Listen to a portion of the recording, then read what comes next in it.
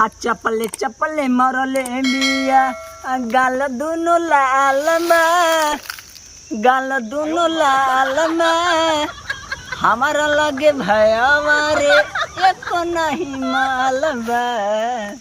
चपले चपले मरले बिया गाल दुनो लाल में, गाल दुनो लाल में हमारा लगे भैया रे एक न माल में। यार इतना देर हो गई, अब पगली कहले रलिया वोटे में के दिन मिले की अभी की वोट डाले आई आ तहरा के गले लगाई आ इतना देरी हो गई।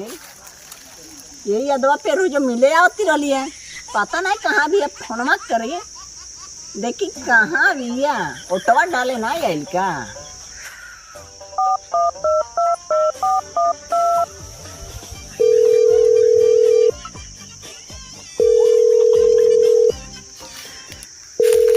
हेलो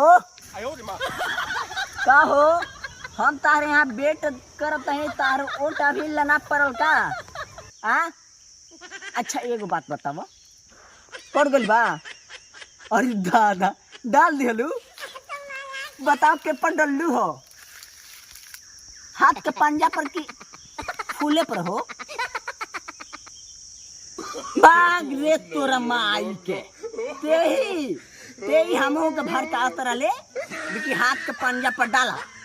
अरे हमारे ऐसा रहे बिकी हमार तुरंत, हाँ अरे वो हमारे रहे हमार तुरंत की मलिया आज हमसे भेटा गलिए रहिया में वो गलिए ओटवा डाले।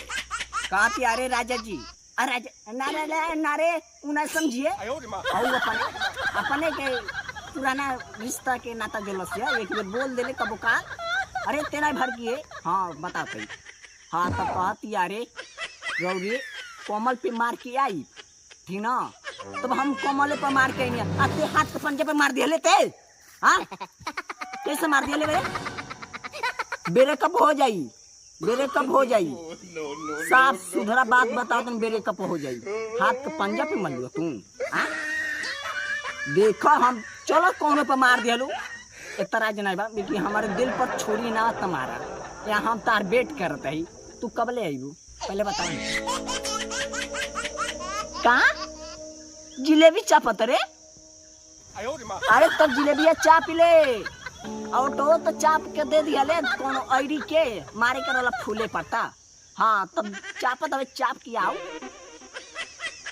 अच्छा हाँ तो ले ये खाए खाते जंगलों में पानी वानी ना बा है, आ जिलेबियो लेके आओ पानियो लेके आओ। आ यही पेड़वा पे बैठल बा कौन तेर बकुआ हवा बा। अरे कौन आहू और सर हाटवा ना हो न को तोरवा टिंग टिंग टिंग टिंग रहेला टेन के ओई बकुला हवा पेड़वा पे बैठल बानी।